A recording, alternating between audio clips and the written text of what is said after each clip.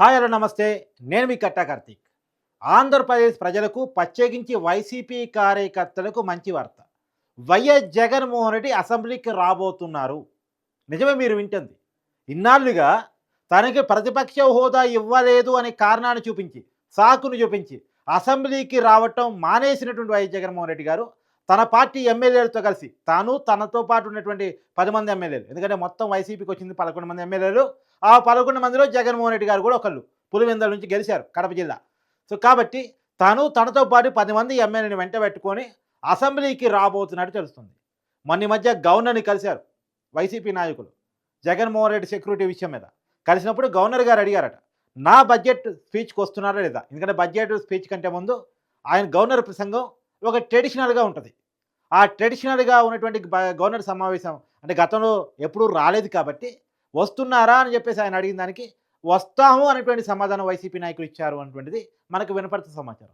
అంటే వస్తామంటే ఇక అసెంబ్లీకి రావడానికి జగన్మోహన్ రెడ్డి గారు సిద్ధమయ్యారు అనేటువంటిది. అంటే అది గవర్నర్ స్పీచ్ వరకే వస్తారా, తర్వాత కూడా బడ్జెట్ సమావేశాలు మొత్తం కంటిన్యూ అవుతారా అనేటువంటిది మనం చూడాల్సింది. అయితే ఇక్కడే చాలామంది చర్చించుకుంటున్న మాట ఏంటంటే, ఈ మధ్య కాలంలో రఘురామ కృష్ణరాజు గారు ప్రెస్ మీట్ పెట్టి ఒక స్ట్రాంగ్ వార్నింగ్ ఇచ్చారు.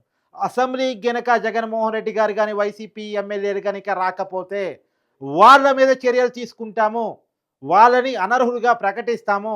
ఆ నియోజకవర్గాల్లో గనక ఒకవేళ వీళ్ళని అనర్హులుగా ప్రకటిస్తే అసెంబ్లీ సభ్యులుగా ఉన్నటువంటి వీళ్ళ మీద గనక అసెంబ్లీ స్పీకర్ హోదాలు అచ్చెన్నాయుడు గారు కానీ, డిప్యూటీ స్పీకర్ హోదాలు రఘురామకృష్ణరాజు గారు కానీ చర్యలు తీసుకుంటే అక్కడ ఉప ఎన్నికలు వచ్చే ప్రమాదం ఉంటుంది.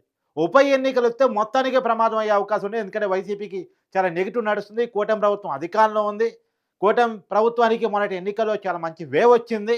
కాబట్టి ఇప్పుడు మళ్ళీ అక్కడ ఉప ఎన్నికలు జరిగితే కొన్ని స్థానాలను వైసీపీ మళ్ళీ కోల్పోవాల్సి వస్తుంది. ఆ పరిస్థితి దాకా తెచ్చుకోవద్దు అని జగన్మోహన్ రెడ్డి గారు ఆలోచిస్తున్నట్టు తెలుస్తోంది. పైగా వైసీపీ ఎమ్మెల్యేలు మిగిలేటట్లేరు. ఎందుకంటే ఈ 11 మంది ఎమ్మెల్యేలు కొత్తగా గెలిచిన వాళ్ళు కూడా ఉన్నారు. అరకు, పాడేరు ట్రైబల్ ఎమ్మెల్యేలు కూడా ఉన్నారు.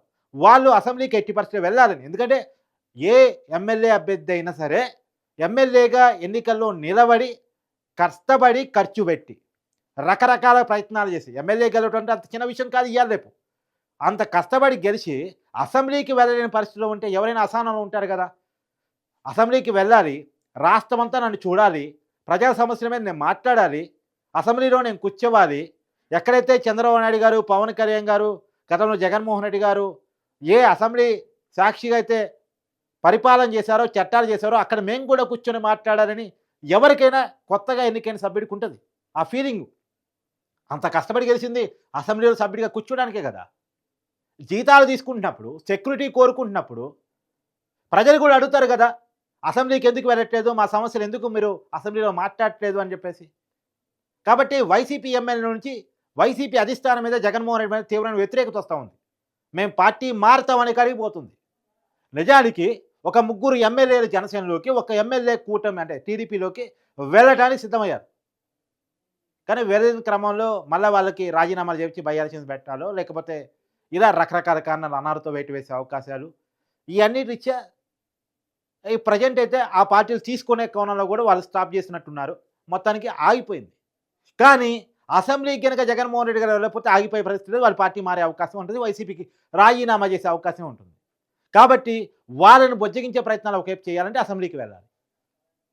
అదిగాక రఘురామ కృష్ణరాజు గారు క్లియర్గా అంటే ఈ ఎమ్మెల్యేలు చాలా కోపంగా అసహనంగా ఉన్నారన్న విషయం వాళ్ళకు కూడా తెలిసి మాట్లాడారో ఏమో తెలియదు. కానీ అందులోనూ చట్ట ప్రకారం కూడా 6 నెలల పాటు అసెంబ్లీకి హాజరు కాకపోయినా సరే, లేదు అంటే వరుసగా కంటిన్యూగా అసెంబ్లీకి హాజరు కాకపోయినా సరే చర్యలు తీసుకునే అధికారం స్పీకర్కు ఉంటుంది. కాబట్టి వాళ్ళ అధికారాన్ని, చట్టాన్ని ఉద్దేశించి మాట్లాడారు. కానీ జగన్మోహన్ రెడ్డికి రఘురామ కృష్ణరాజు గారు స్ట్రాంగ్ వార్నింగ్ ఇచ్చారు. వస్తే అసెంబ్లీకి రా, లేకపోతే ఎమ్మెల్యే పదవిని వదులుకోవాల్సి వస్తుంది, పులివెందులకి ఉప ఎన్నిక రావాల్సిన పరిస్థితి వస్తుంది అని చాలా క్లియర్గా చెప్పారు. కాబట్టి ఆ విషయం చెవికెక్కినట్టుంది. లేదు, చెవికెక్కినటువంటి వైసీపీ ఎమ్మెల్యేలు గొడవ చేసినట్టున్నారు. ఎందుకంటే జగన్మోహన్ రెడ్డి గారితో ఒక్కరితో పోదు కదా ఎలక్షన్, మొత్తం 11 మందికి వస్తే 11 మందికి వస్తుంది. 11 మంది కూడా అనర్హులు అవుతారు. కాబట్టి ఈ మొత్తం కారణాలు ఇచ్చా ముందు గవర్నర్ ప్రసంగానికైతే వెళ్ళి ఆధార్ పార్టీ మీద వేసుకొని వస్తే కంటిన్యూగా 6 నెలలు ఆధార్ కాకపోవడం లేదు, ఆధార్ అయ్యాను పలానా రోజు అని చెప్పుకోవచ్చు. మధ్యలో ఒక రోజు వచ్చి తర్వాత మళ్ళీ అసెంబ్లీకి రాకపోయినా పర్లేదు. కానీ ఒక రోజైనా వచ్చిపోవాలి మధ్యలో. సంతకం పెట్టిపోవాలి. మొన్న కేసీఆర్ గారి గినక తెలంగాణ అసెంబ్లీలో ఒకరోజు వచ్చిపోయారు గదా! ఆ ఒక్కరోజు వచ్చిపోయినట్టే వీళ్ళు కూడా ఒక రోజన్నా వచ్చిపోవాలి. కాబట్టి ఒక్కరోజైతే రావడానికి డిసైడ్ అయ్యారు అనేటువంటి మనకున్న సమాచారం. మరి ఒక్కరోజుతో ఆగుతారా? కంటిన్యూ అవుతారా? ఒకరోజు వచ్చిన తర్వాత మరి కంటిన్యూ కావాల్సిందే గదా! ప్రతిపక్ష హోదా ఇవ్వకపోతే అసెంబ్లీకి రాను అని జగన్మోహన్ రెడ్డి గారు చెప్తున్నప్పుడు అసలు రాకుండా ఉండాలి. వస్తే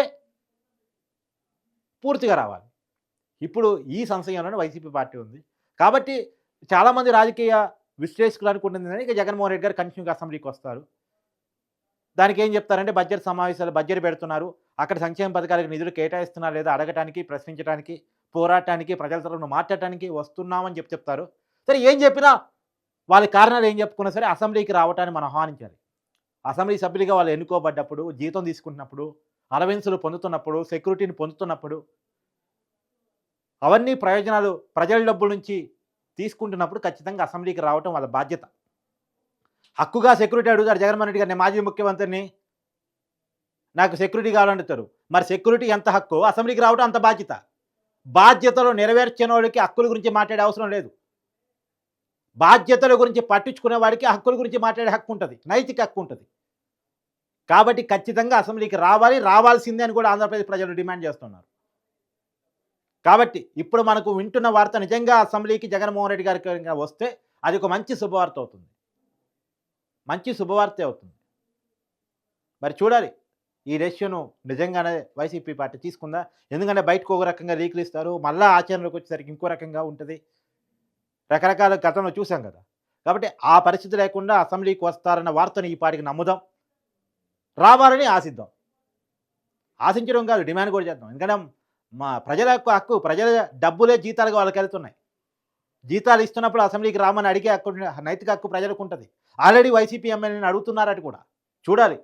అసెంబ్లీకి నిజంగానే జగన్మోహన్ రెడ్డి గారు రాబోతున్నారా ఏంటి అనేటువంటిది చూడాలి. మొత్తానికైతే గవర్నర్ ప్రసంగానికి రావటానికి ఓ డెసిషన్ తీసుకున్నట్టు కూడా తెలుస్తా ఉంది. తర్వాత బడ్జెట్ సమావేశాల్లో కంటిన్యూ అవుతారా లేదా చూడాలి.